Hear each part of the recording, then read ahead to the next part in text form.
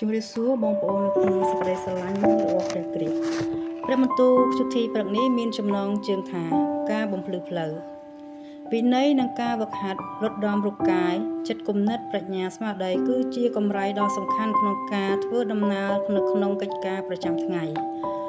និងការមានគោលដៅនាំឲ្យយើងមានគោលបំណងប្រាថ្នារបស់យើងប្រសើរជាងមុនហើយនឹងរឹតតែវិសេសទៅទៀតគឺយើងត្រូវមានពន្លឺនៅក្នុងការធ្វើដំណើរនៅក្នុងជីវិតរបស់យើងផងដែរដោយសុភាសិតខ្មែរមួយបានចែងថាចង់ទៅនិព្វានត្រូវវឹកហាត់ចិត្តបើចង់ទៅទីងងឹតត្រូវរប្រតិទដែលមានន័យថាមនុស្សពិតជាមានគោលដៅខាងវិញ្ញាណតាមបែបផែនសាសនាគឺជាការសម្រេចនិព្វានគឺតម្រូវឲ្យមនុស្សទទួលការព្រានប្រដៅនិងការរៀបចំចិត្តសំដៅលើការតាំងចិត្តធ្វើអំពើល្អតាំងចិត្តឲ្យជ្រះថ្លាចាកពីអំពើបាបទាំងពួងនិងលុតដំរូបកាយតាមផ្លូវធម៌មាគាវិន័យនិងច្បាប់សាសនាដើម្បីនឹងរៀបចំដំណើរឆ្លងកាត់ភាពងងឹតទៅរកពន្លឺយើងក៏ត្រូវស្គាល់សេចក្តីពិតហើយយើងក៏ត្រូវមានសេចក្តីពិតនោះជាដើមទុននៃពន្លឺនៅក្នុងដៃក្នុងការធ្វើដំណើរនៅក្នុងលោកីយ៍ដ៏ងងឹតនេះផងដែរដោយព្រះគម្ពីរ1កូរិនថូសចំពុក9ខ27បានចែងថាគឺខ្ញុំវាយរូបកាយខ្ញុំទាំងបង្ខំឲ្យចោះចូលក្រែងក្រោយដែលខ្ញុំបានប្រដៅមនុស្សឯទៀតហើយនោះខ្លួនខ្ញុំត្រូវចោលចេញវិញក្នុងន័យនេះសាវកប៉ូលបាននិយាយអំពីការព្រានប្រដៅដ៏ម៉ឺងម៉ាត់លើការលុតដំខាងប្រលឹងវិញ្ញាណនិងសកម្មភាពរូបកាយដូចជាការតយុទ្ធនឹងសេចក្តីជំនឿ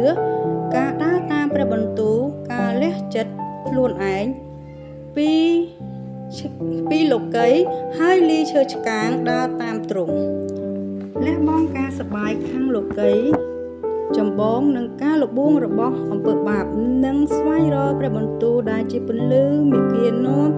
គាត់ទៅកាន់ជីវិតអកលជានិច្ចវិញ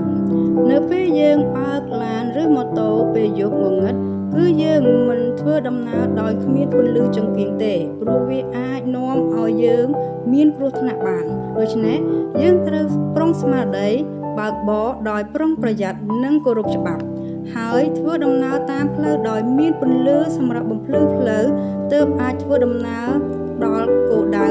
ដោយសុវត្ថិភាពពន្លឺសម្រាប់ផ្លូវនៃជីវិតយើងវិញគឺជាអ្វី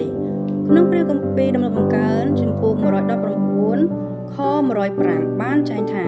ព្រះបន្ទូលនៃទ្រង់ជាចង្គៀងដល់ជើងទូបង្គំហើយជាពន្លឺផ្លូវទូបង្គំផង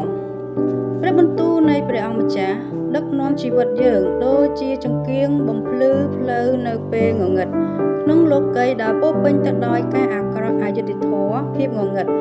យើងត្រូវប្រុងស្មារតីដោយយកព្រះបន្ទូលនៃទ្រង់ក្នុងការបំភ្លឺផ្លូវនៃជីវិតដោយយកព្រះបន្ទូលនៃទ្រង់ធ្វើជាគោល